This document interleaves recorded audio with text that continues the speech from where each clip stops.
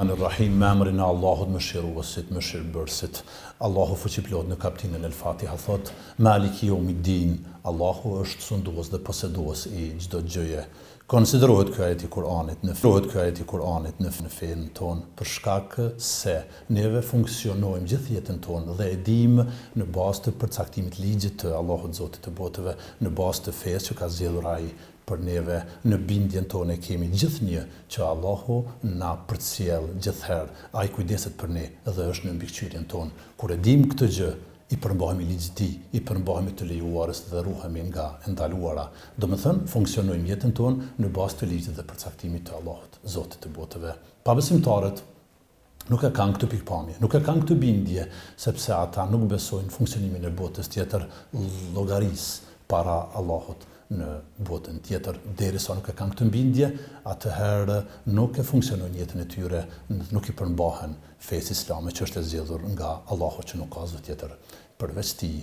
Konsiderohet bazë në fe gjithashtu për shkak se drejtësia është absolute në botën tjetër.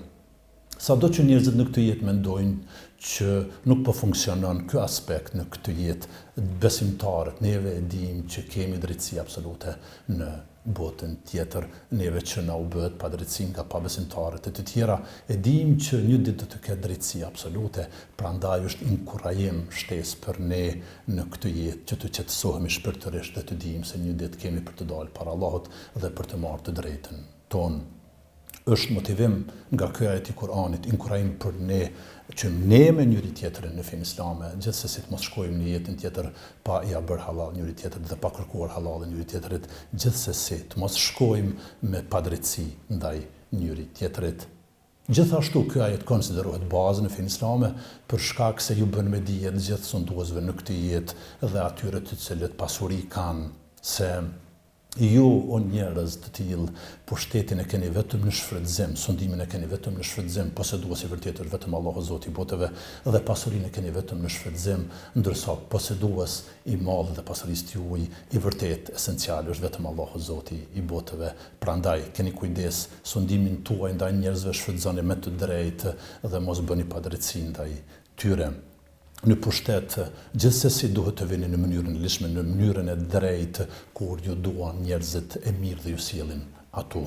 Gjithashtu, pasurinë që e keni kujdes, shfrytëzojeni në mënyrën e mirë, në mënyrë të drejtë, se ju jeni vetëm shfrytëzues, ndërsa Allahu, Zoti i botëve, është posëdues i vërtetë i madh dhe pasurisë tuaj. Shfrytëzojeni këto të gjitha në mënyrën e duhur. Për të arsye Allahu fuqiplot tha: Kulillahumma malikal mulk, besimtar, dijeni gjithsesi se Allahu është posëdues i çdo gjëje dhe posëdues i sundimit. Ai gjithashtu tha: Ulillahi mulku samawati wal ard, të Allahut i janë sundimi i qiellit dhe i tokës. Domethënë, ai është posëdues i çdo gjëje dhe është sundues i çdo gjëje.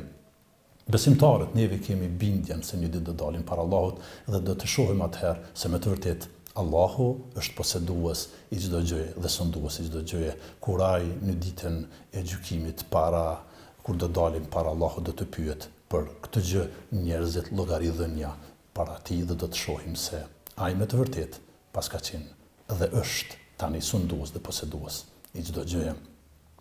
Inkurajim i ajetit të Kuranit dhe thirrja e Allahut Zotit të botëve nëpërmjet kësaj baze të fesë për secilin prej neve që t'ia dim vlerën çdo gjëje. Jemi vetëm shfrytëzues të mirave që na i ka dhënë Allahu dhe i sundimit që njerëzit e kanë e të ngjashme. Në këtë formë funksionojmë jetën tonë në mënyrë të mirë, motivim prej Allahut për ne që në përditshmërinë tonë ta zbatojmë ligjin e Allahut, i përmbahemi thirrjes tij, Kuranit dhe në këtë formë të fitojmë xhenetin në botën tjetër. Allahut atij qofshin falë.